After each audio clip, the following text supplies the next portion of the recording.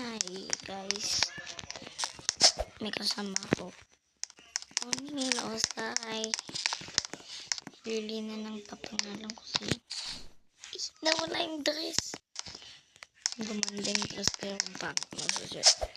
Joke lang guys ha. Ay nako. Mga wait lang wait. Ma!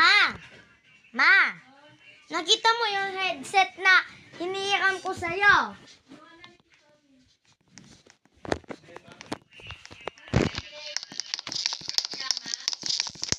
Ata.